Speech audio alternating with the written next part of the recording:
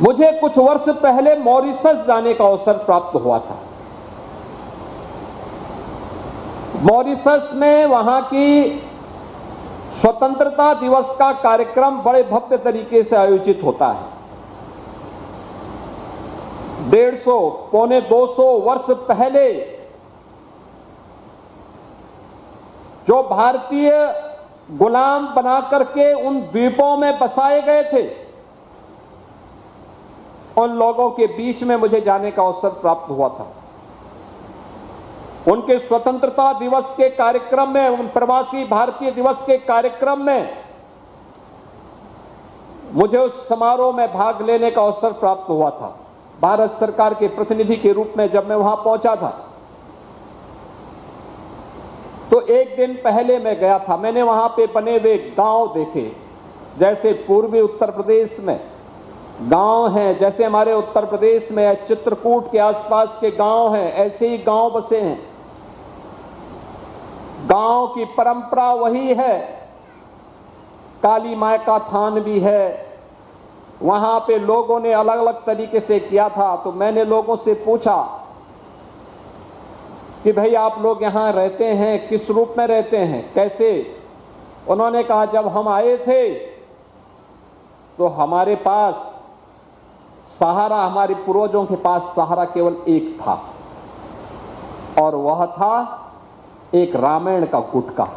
मैंने कहा कि रामायण का गुटका क्या है, मुझे बताओ। तो मैंने देखा पूज्य तुलसीदास जी महाराज की रामचरितमानस ही उनका सहारा बनी थी। वे पढ़ना लिखना नहीं जानते थे, लेकिन रामचरितमानस को अपने जीवन का हिस्सा बना करके, जो हम सामान्य रूप से रामलीलाओं के मंचन के माध्यम से या सामान्य बोलचाल की भाषा में जो बातों को हम दोहराते थे, लेकिन पूजा, उनके पूजा के घर में जब मैंने देखा तो रामचरितमानस की ही वहां पूजा हो रही थी। और याद करिए, श्रद्धावान लभते ज्ञानम का जो ये भाव है, हमने देखा है उन लोगों की श्रद्धा को जो मजदूर बना के लेके गए थे। आज वे ही मॉरिशस के राष्ट्राध्यक्ष के रूप में वहां के गौरव के प्रतीक बने हुए हैं। यानी ये श्रद्धा का ये भाव, और ये तो चित्रकूट की धरती का सौभाग्य है। तो जब हम यहां की बात करते हैं चित्रकूट के बारे में, ये चित्रकूट का सौभाग्य है। अनेक ऋषि मुनियों ने, दिव्य संतों ने इस धरती को अपनी साधना का, अपनी सिद्धि का आधार बनाया था। और मर्यादा पुरुषोत्तम भगवान श्री राम को भी वनवास कालखंड का सर्वाधिक समय इसी चित्रकूट की धरती पर उन्होंने व्यतीत किया था। ये प्रेरणा किसकी? महर्षि भारद्वाज की। प्रेरणा किसकी? महर्षि वाल्मीकि की। चित्रकूट को तो सौभाग्य प्राप्त होता है, आदि महाकाव्य के रूप में जिस रामायण को दुनिया स्वीकार करती, उसके महत्व को स्वीकार करती है, उस रामायण ग्रंथ की रचना का आधार भी यही चित्रकूट बनता है। और रामचरितमानस के रचना का आधार भी यही चित्रकूट की धरती बनती है। चित्रकूट की धरती के बारे में जो बात कही गई है कि चित्रकूट महिमा अमित कहीं महामुनि गाय, ये चित्रकूट है। और चित्रकूट में, राजापुर में, एक तरफ लालापुर, दूसरी तरफ राजापुर, ये दोनों ओर हम सब किस रूप में इस पूरे अभियान के साथ जुड़े हुए हैं। और कब नहीं हुआ, यहां पे कौन कहता है कि भगवान राम दर्शन नहीं देते? जो इन पूज्य संतों की वाणी में दिव्यता है, जो तेज है, ये प्रभु की ही सिद्धि है, यही सिद्धि है।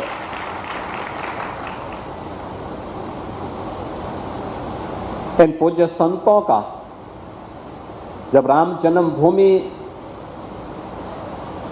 आंदोलन आगे बढ़ा, गुलामी का ढांचा हटा, उसके बाद इब्राहिम कमीशन बना, तो साक्ष्य क्या चाहिए? तो जगत गुरु रामानंदाचार्य पूज्य स्वामी रामभद्राचार्य जी महाराज को बुलाया जाता है। वे भौचक हैं। जब उन्होंने धारा प्रवाह वहां बोलना प्रारंभ किया, वे भौचक थे कि क्या है ये सब, क्या हो रहा है। उनके लिए यह कौतूहल और आश्चर्य का विषय था, एक कौतूहल और आश्चर्य का विषय था। लेकिन ये ईश्वर की सिद्धि, ईश्वर की कृपा यही है, यही है। कौन ऐसा भारतीय होगा जो पूज्य मुरारी बापू की पावन कथा को, मर्यादा पुरुषोत्तम भगवान श्री राम की पावन कथा को उनके श्रीमुख से सुनने के लिए उत्सुक न हो? कौन ऐसा सनातन धर्मावलंबी होगा?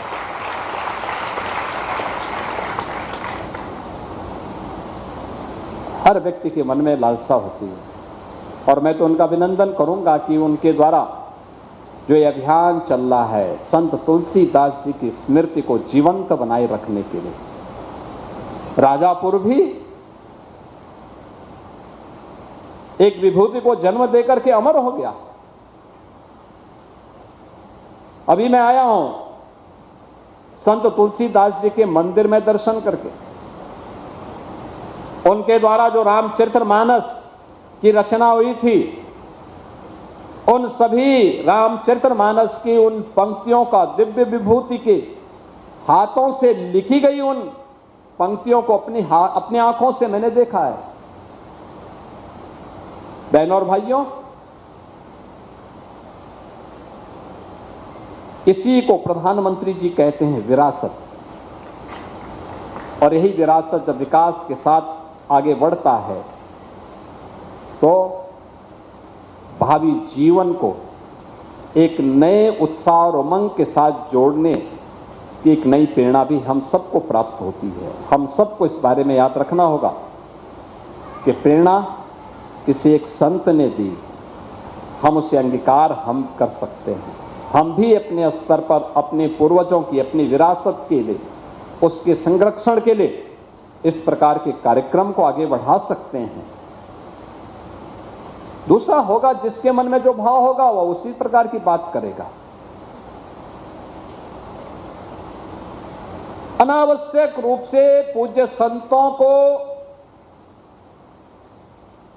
विवादित करने का प्रयास होता है, अनावश्यक रूप से, क्योंकि जिनका पूरा जीवन ही विवादित है वे पूज्य संतों को भी विवादित करने का प्रयास करते हैं।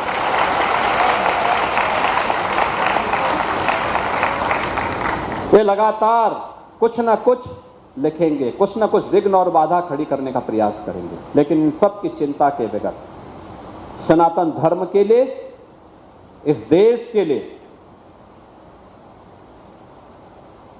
भारत की एक समृद्ध विरासत के संरक्षण के लिए हम सबको मिलकर के कार्य करना होगा, मिलकर के काम करना होगा। और ये हमारा सौभाग्य है कि प्रधानमंत्री मोदी जी के मार्गदर्शन में आज हम लोगों ने चित्रकूट के अंदर भी कुछ प्रयास प्रारंभ हुए।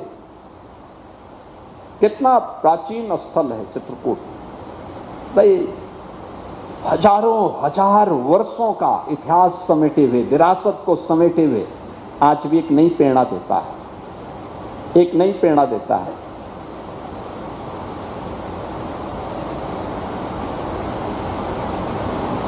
आज भी चित्रकूट की ये महिमा देश और दुनिया उसी रूप में लेती है। विकास के साथ जोड़ने का काम सरकार का है, सरकार उस कार्यक्रम के साथ जुड़ती है, उस अभियान को आगे बढ़ाने का काम करती है।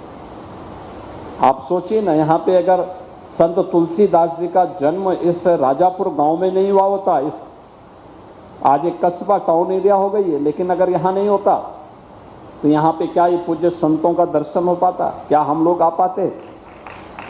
तो राजापुर का सौभाग्य है। इसको आगे बढ़ाने के लिए हम सब भी प्राणपण से जुटे। मैं देख रहा था कितना उत्साह लोगों के बीच में, पूरा कस्बा सड़कों पर है, उत्साह और उमंग का एक नया माहौल है। और जो पूज्य बापू ने तय किया है कि तुलसी जयंती के कार्यक्रम राजापुर में आज इस बार उन्होंने किया। राजापुर में इससे पहले भी उन्होंने उन विभूतियों को आमंत्रित किया, जितने भी हमारे व्यास हैं उन सबको सम्मान करने का काम किया है। विरासत आगे बढ़ाने का काम एक नई प्रेरणा है। उन्होंने इस बात को कहा, इसमें प्रयागराज में भी कथा होगी, अयोध्या धाम में होगी, काशी में होगी। लोग राम नाम का स्मरण करते हुए अपने जन्म और जीवन को धन्य करेंगे। इस विश्वास के साथ मैं यहां पर जिन कथा व्यास को और जिन राम कथा के मर्मज्ञों को यहां पर तुलसी अवार्ड से और रत्नावली अवार्ड से सम्मानित किया गया है, उन सब का हृदय से अभिनंदन करता हूं, उन्हें बधाई देता हूं कि इस वर्ष ये सम्मान उनके पक्ष में गया है। ये सनातन धर्म के प्रति उनकी सेवाओं का सम्मान है और ये सम्मान देकर के पूज्य बापू के द्वारा सनातन धर्म के प्रति अपने उत्तरदायित्वों का निर्वहन करते हुए उसे सम्मानित करने का काम किया जा रहा है। आने वाली पीढ़ी के लिए एक नई प्रेरणा प्रस्तुत की जा रही है। मैं इस अवसर पर इन सब का अभिनंदन करता हूं, पूज्य बापू का हृदय से अभिनंदन करता हूं और आप सबके प्रति भी हृदय से अभिनंदन करते हुए आप सबका मैं स्वागत करता हूं कि आप भी यहां पर सैकड़ों की संख्या में हमारे कथा व्यास देश के कोने कोने से यहां पर पहुंचे हैं, भक्तजन कोने कोने से पहुंचे हैं। आप सबकी उपस्थिति एक नई प्रेरणा का स्रोत है। मैं आप